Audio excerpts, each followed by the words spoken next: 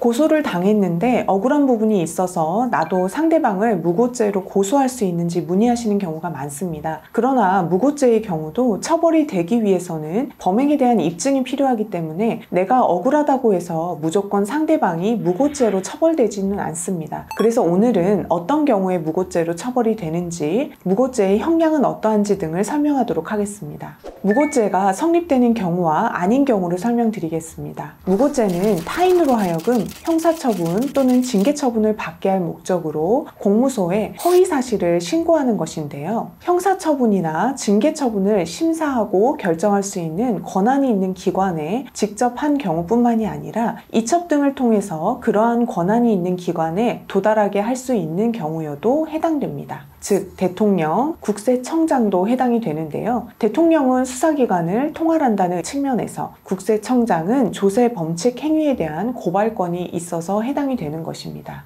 허위의 사실은 객관적인 진실에 반하는 경우를 말합니다. 따라서 신고한 사람이 허위라고 믿었더라도 우연히 객관적 진실에 해당한다면 무고죄는 성립하지 않습니다. 또한 허위의 사실을 적은 고소장을 작성하여 수사기관에 제출한 이상 고소장을 작성할 때 변호사 등 법조인의 자문을 받았다 하더라도 무고죄는 성립합니다. 고소한 내용이 객관적인 사실과 일치하는 경우에는 고소장에 죄명을 잘못 기재했다고 하여도 무고죄로 처벌받지는 않습니다. 또한 전부가 허위일 필요는 없고 범죄의 성부에 영향을 미칠 정도의 중요한 부분만 허위인지를 보고 판단합니다. 허위라는 것은 적극적으로 증명이 되어야 합니다. 단순히 진실성을 인정하기 어렵다는 것으로 무고죄가 성립하지는 않습니다. 죄명을 잘못 기재했다고 해도 무고죄로 처벌받지 않습니다가 잘 몰라서 잘못 기재한 경우를 뜻합니다. 그렇죠. 사실 일반인 분들은 나는 어쨌든 이런 피해를 입었는데 이게 어떤 죄명에 해당하는지 판단이 좀 잘 안 설 수가 있잖아요. 그래서 거기에 자기의 피해 입은 구체적인 내용을 적은 건 사실이 맞는데 죄명만 이제 좀 다르게 기재가 된 경우에 그것만으로 무고죄로 처벌받지는 않는다.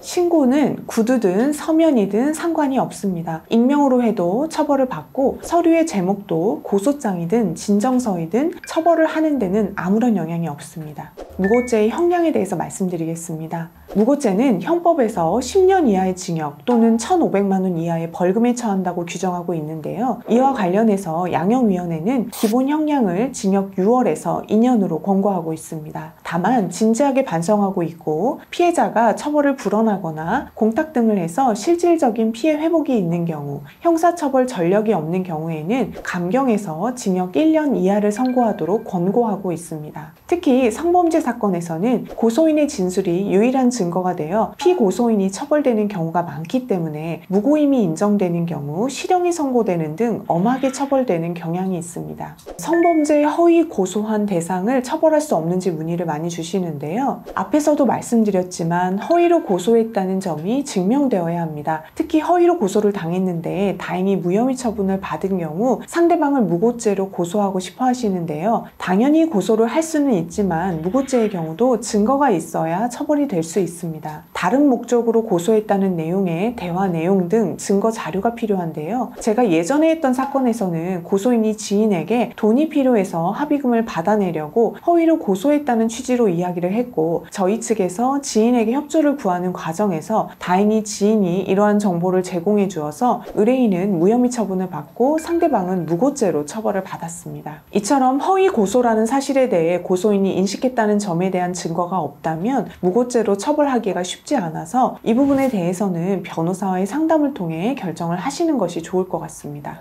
무고죄가 인정된 사례를 소개해 드리겠습니다. 유부녀였음에도 이혼녀라고 속이고 피해자와 교제를 하였는데 남편에게 불륜 사실이 발각되자 강간을 당했다는 주장을 하기 위해서 상대방을 강간으로 고소한 사건에서 법원은 징역 6개월을 선고했습니다. 이 사안은 피해자가 피고인과의 대화 내용을 녹취한 것이 있어서 다행히 피해자는 성범죄로 처벌을 받지 받지 않고 피고인이 무고로 처벌을 받게 된 것이었는데요. 피고인은 범죄 전력이 없는 초범이었고 상대방과 합의를 한 사안이었습니다. 법원은 강간의 경우 목격자가 없고 피해자의 진술만이 유력한 증거로 되는 경우가 많아서 만약 피해자가 대화 내용을 녹취하지 않았더라면 피해자는 성범죄 혐의를 벗기 어려웠을 것이고 피해자는 혐의는 벗었지만 그 과정에서 결국 회사에서 해고가 되고 일용직으로 생계를 유지하고 있는 사정을 불리한 정상으로 반영해서 피고인을 엄벌에 처했습니다. 또 다른 사안은 술에 취해 전혀 의식이 없는 상태에서 모르는 남성인 피해자로부터 성폭행을 당했다고 고소한 사건이었는데요. 사실 피고인은 피해자와 수개월 전부터 인스타그램을 통해서 연락을 주고받는 사이였고 사건 당일에도 먼저 연락해서 만나게 되었습니다. 이후 본인의 집으로 피해자를 데리고 가서 성관계를 가지게 된 것이었는데 친구가 이 현장을 보게 되자 그 상황을 모면하고자 거짓으로 형사 고소를 하게 된 것이었습니다. 법원은 피고인에게 징역 8월, 집행유예 2년, 사회봉사 80시간을 선고했는데요. 검찰청에 스스로 자백을 하였고 초범인 점 등을 감안해서 집행유예 판결을 내렸다고 판시하고 있습니다. 오늘은 무고죄 관련해서 설명을 드렸는데요. 이와 관련해서 도움이 필요하시면 상담 전화로 문의 주세요.